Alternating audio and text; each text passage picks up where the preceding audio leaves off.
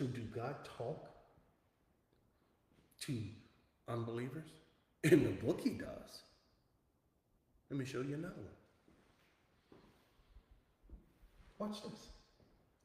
Folks, this is what I tell you. You got to go through this whole book. And don't let all this craziness and people saying, God told me, and make you feel little and make them feel like some spiritual giant. Get out of here.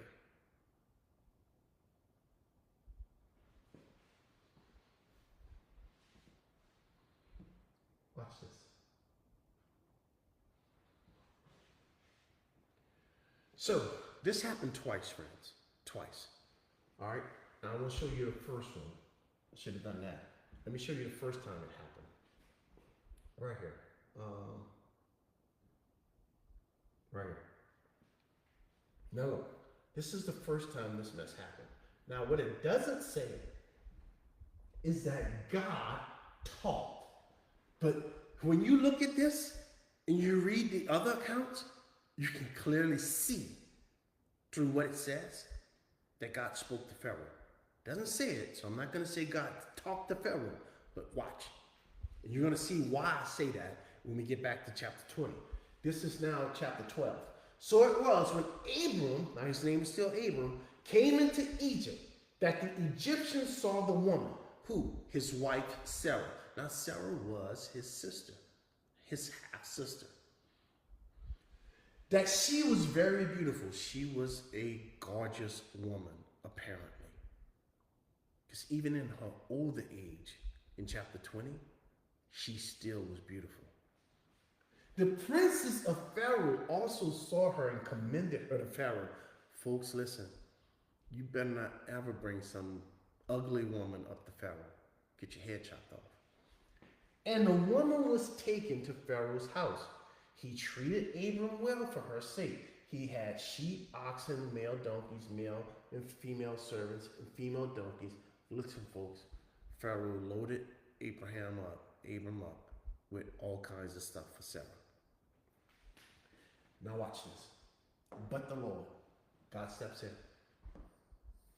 He played Pharaoh and everybody in his house with a great plagues because of Sarai, Abraham's wife. And Pharaoh called Abraham saying, what is this you have done to me? How in the world did he know Abraham did this? Who told him that? Who do you think told him that? Why did you not tell me she was your wife? Wait a minute. Sarah and Abraham did not tell Pharaoh, and nobody else knew. So how did he find out in one night really, that she was his wife? How do you think he found out? She's my sister. I may have taken her as my wife. Now, therefore, she's your wife. Take her and go your way. Watch. This is how Pharaoh found out. Same thing. Same thing happened. Look at this, folks. And Abraham journeyed from there, that is Egypt, to the south and dwelt in Kadesh and Shur. Now, this place right here, these two was in South Egypt, right there on the border, okay? So he's journeying from Egypt, and he's still there. Egypt represents the world, okay? He's still in the world where God doesn't want him to be. And stayed in Shiloh. What? So? No, friend. Not so. He was in Philistine territory. So what? No. Come on. Think about the Philistines. What did they do? Who was their God? Dragar. Remember Dragar? When the Philistines captured the Ark of the Covenant, they took their the Ark of the Covenant and put it in the temple of Dagon? The one that had a fish head and a human body? And what did God do? God cut that rascal head off. Then God pushed him on the floor.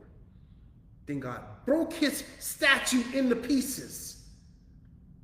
Why in the world would Abraham set up shop there?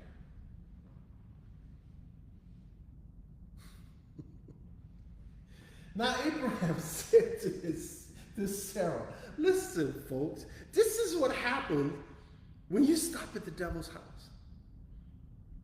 This is the kind of stuff that leads to what Abraham is about to do.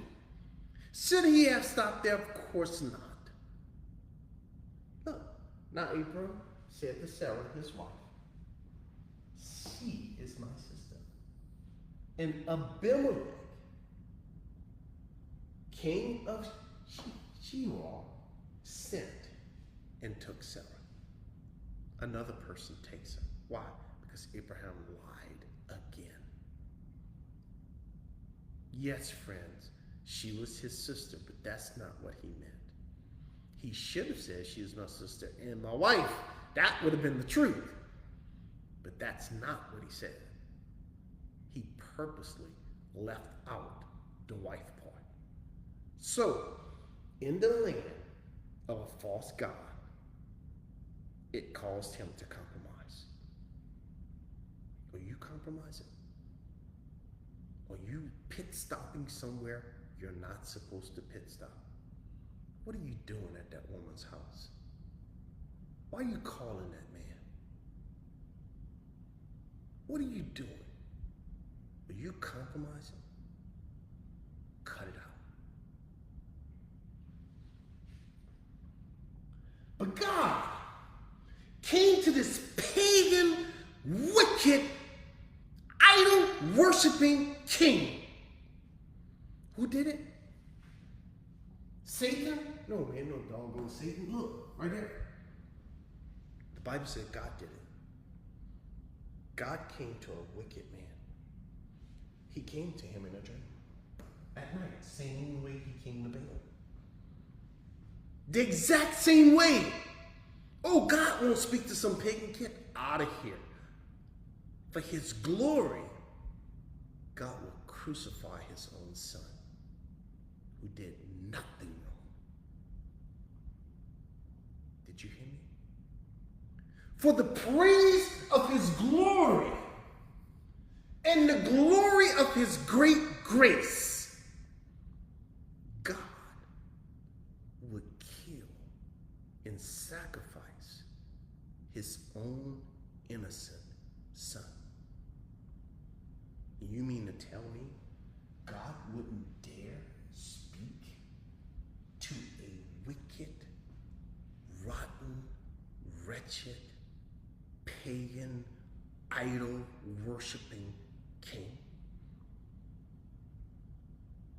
to keep his own plan of salvation on track? Oh, yes, he will. And yes, he did. He did it with Cain. He did it with Pharaoh. He did it with Abimelech. He did it with Balaam. And guess what, folks? He's still doing it today for the praise of his glory. Now, why did God speak to this wicked man? And said to him, indeed, you, O wicked man, are dead, because of the woman whom you have taken. She is a man's wife. How did Pharaoh know? How did Pharaoh find out that Sarah was Abraham's wife?